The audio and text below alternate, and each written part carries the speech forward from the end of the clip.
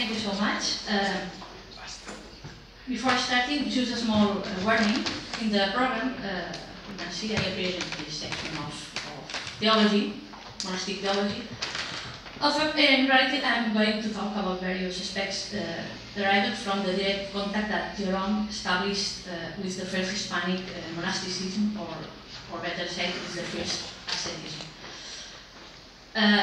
Although Jerome never traveled to Hispania, and neither text of him or third parties refers to it, neither in a legendary or in an apocryphal manner.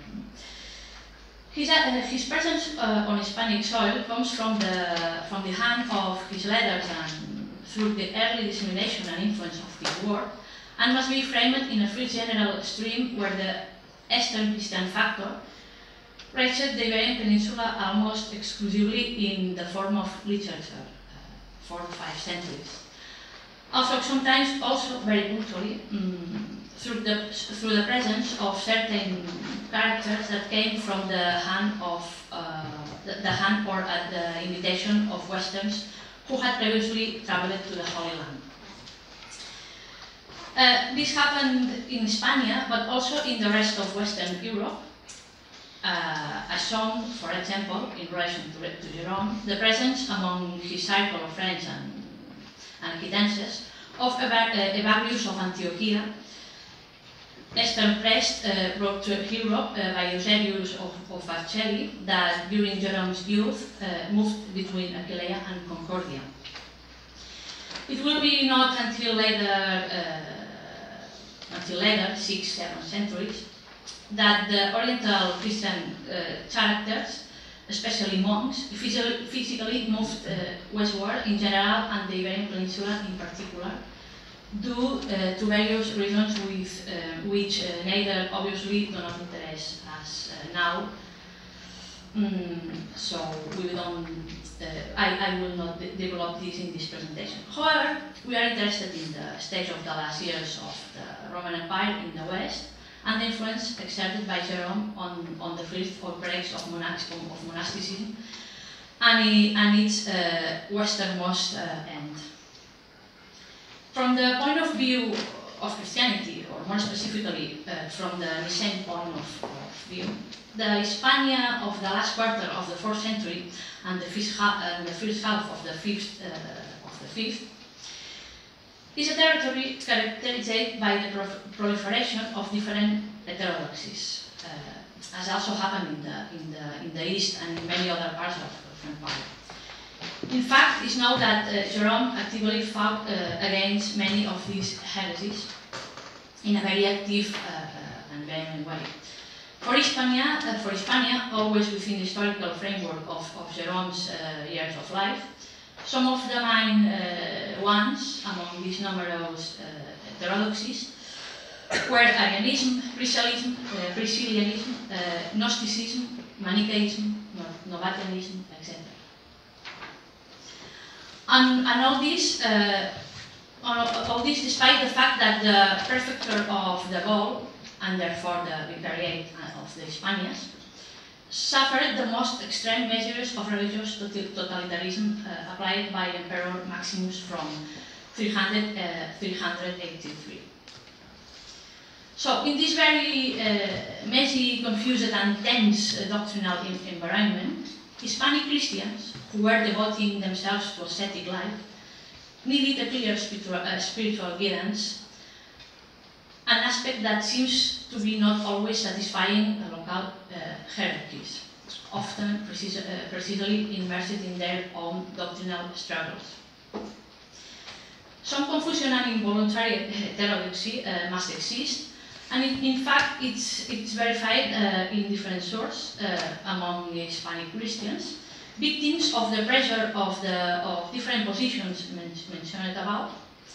Consequently, it's not surprising that the faithful and ascetic, in order to ensure correct orthodoxy in their practice, I insist, nothing or very little regulated in those initial moments of the Western monasticism, will end up asking for precise advice and instructions to a exogenous authority.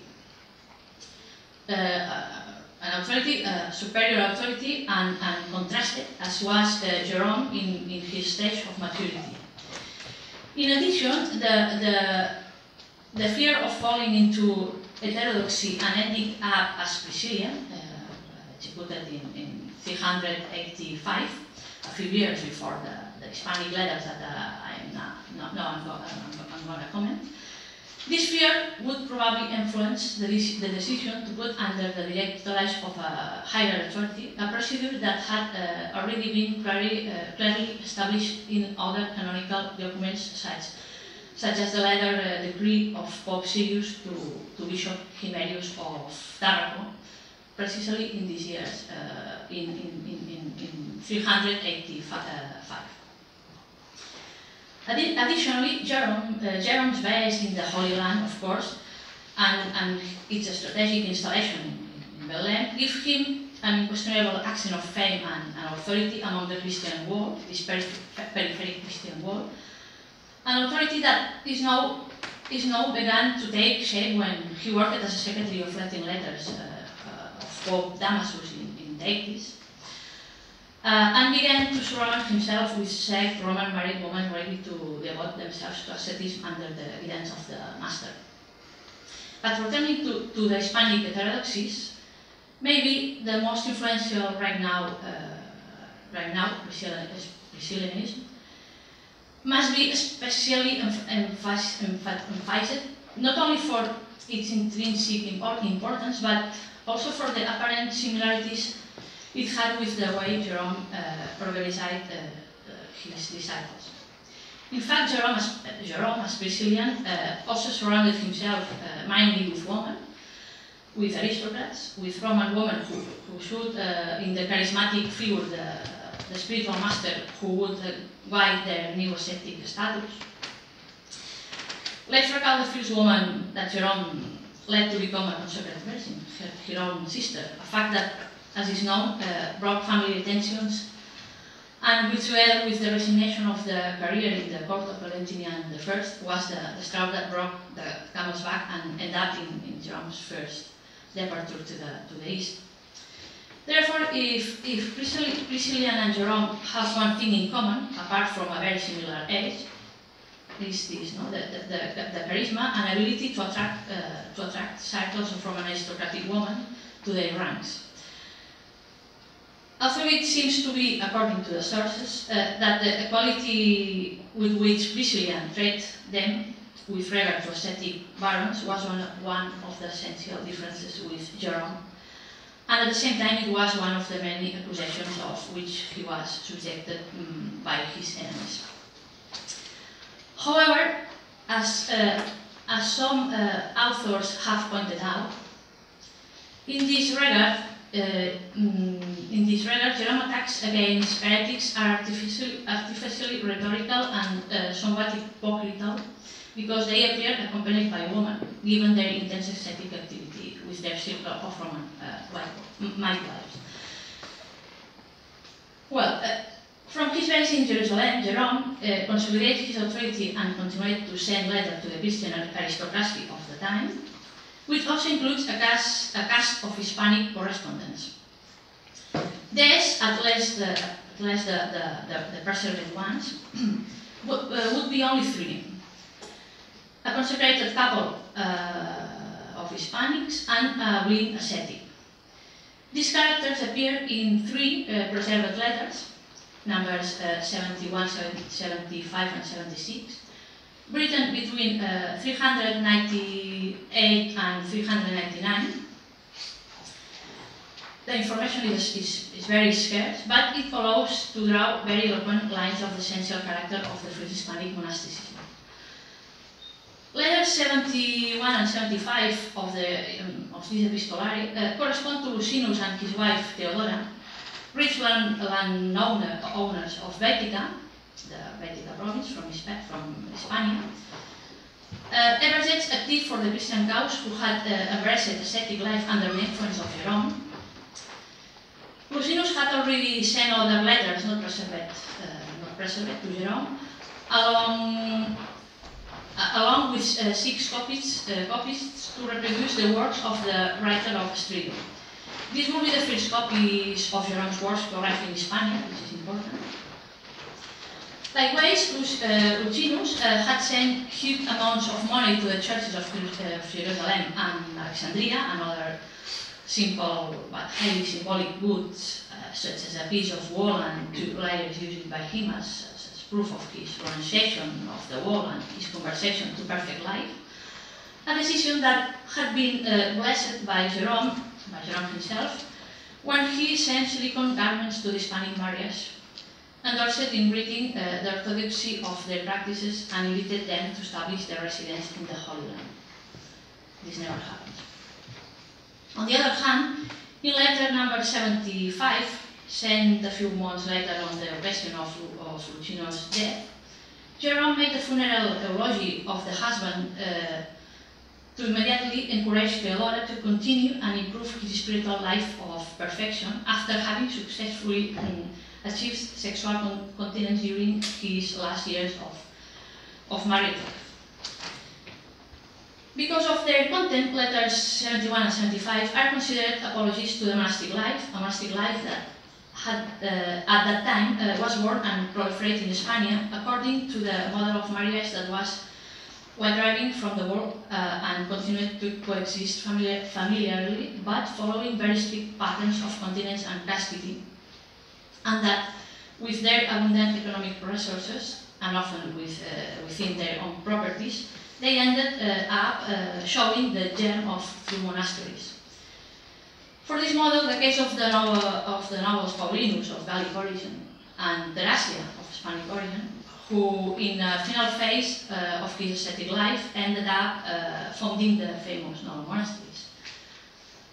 However, the third Hispanic letter, number 76, shows a single character, the Blin Abigaus, also converted to asceticism by epistolar influence of Jerome, it seems.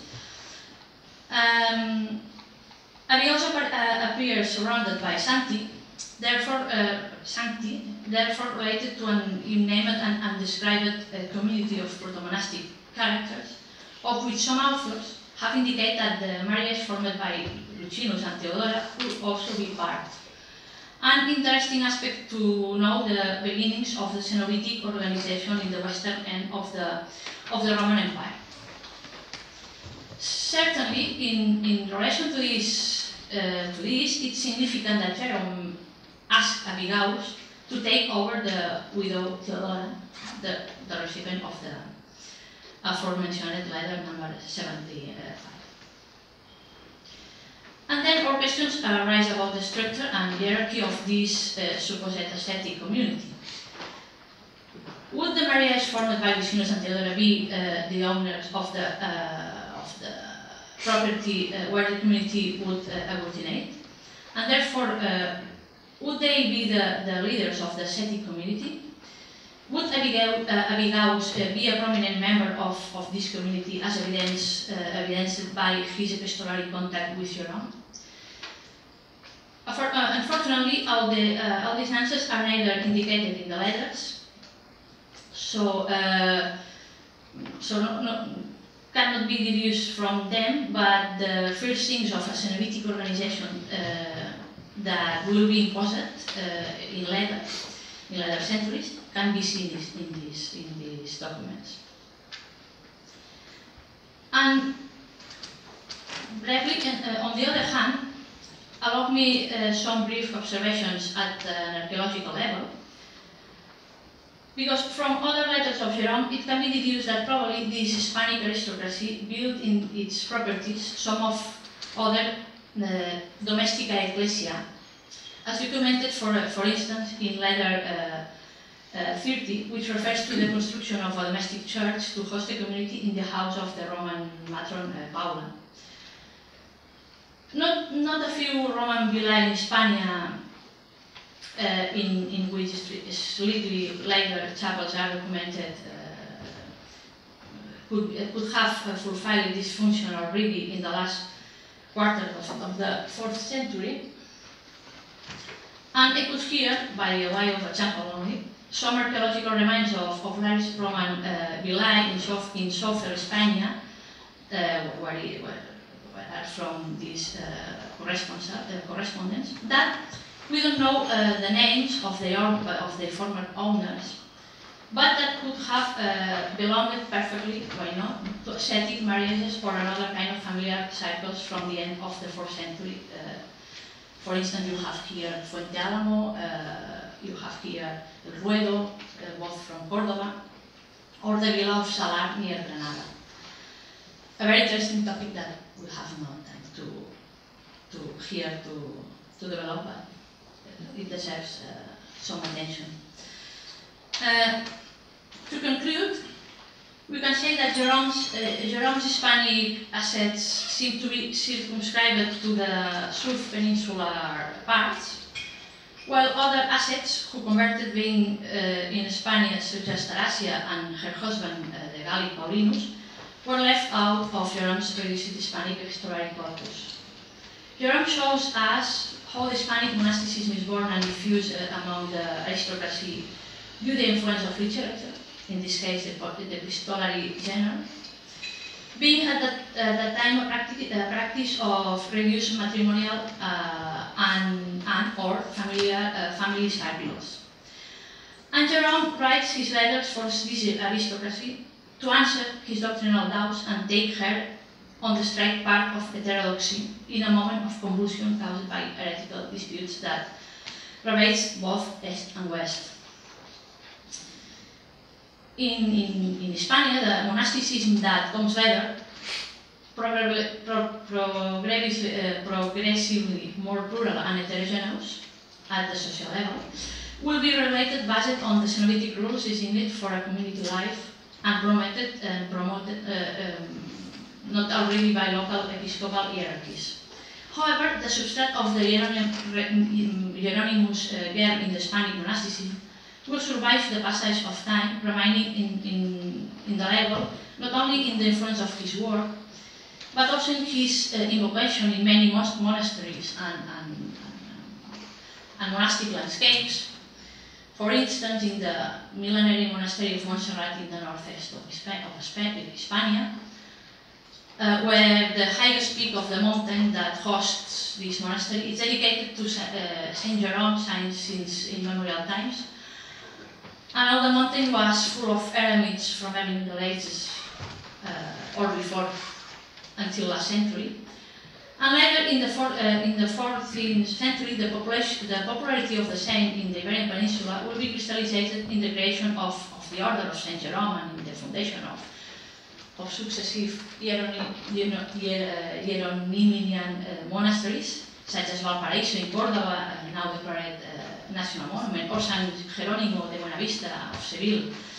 And eloquently, the first monastery that was built in Granada after the conquest of the Muslim city by the Catholic kings was one dedicated to Saint Jerome, which seems to would have a previous background, although very poorly known. Córdoba, Seville, Granada. Let us notice that is in the southern part of the peninsula, in the ancient Baetica, where Lucinus, Theodora, and Abigaus lived and practiced the ascesis, the monastic life. Where it coincidentally seems that Jerome's name associated with the monastic world was recovered more intensely from the Christian advance that ended up expelling to the Muslims of ancient Hispania, which make us suspect that the Hieronymian legacy would have been transmitted with force from the antiquity, and that it lasted under the long interval of Muslim occupation. Thank you very much.